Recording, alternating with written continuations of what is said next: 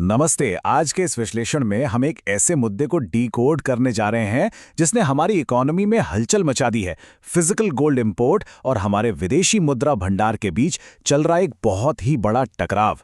सीधे इस चौंकाने वाले आंकड़े पर आते हैं। 71.98 बिलियन डॉलर्स। जी हां, 2025-26 के लिए भारत का गोल्ड इंपोर्ट बिल इस नए रिकॉर्ड तक पहुंच गया है।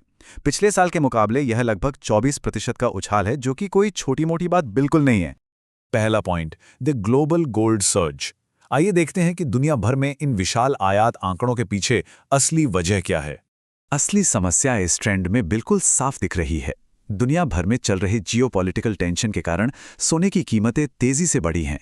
जनवरी 2026 आते आते ये $5,101 प्रति औंस तक पहुंच गई। इसका सीधा सा मतलब ये है कि अगर हम वॉल्यूम में कम सोना भी खरीदें तो भी कीमतें इतनी ज्यादा हैं कि हमारा इंपोर्ट बिल आसमान छूता ही रहेगा। दूसरा हिस्सा, द फॉरेक्स ड्रेन।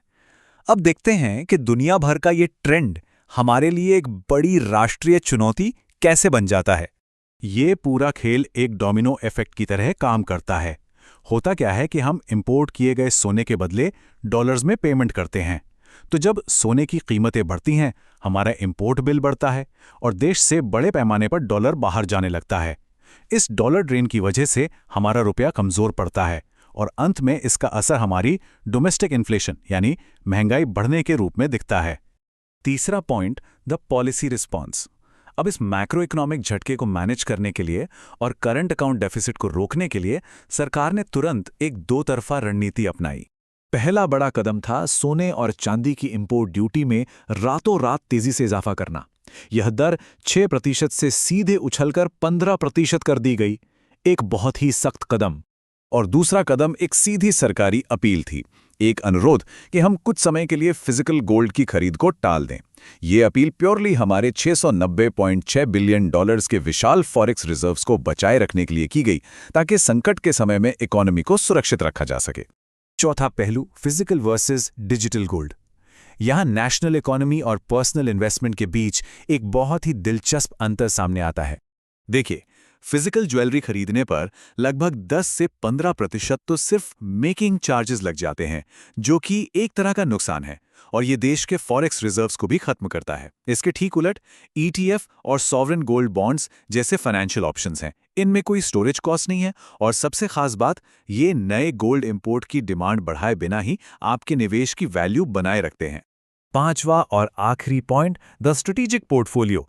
आइए समझते हैं कि इन बड़े बदलावों के बीच लॉन्ग टर्म एसेट एलोकेशन कैसा होना चाहिए।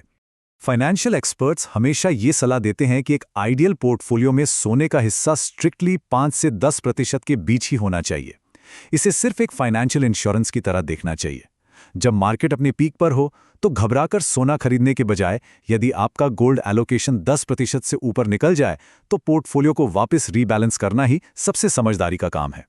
इस विश्लेषण को खत्म करते हुए एक बहुत ही जरूरी सवाल उठता है, एक मॉडर्न इकोनॉमी में हम वेल्थ को कैसे स्टोर कर रहे हैं?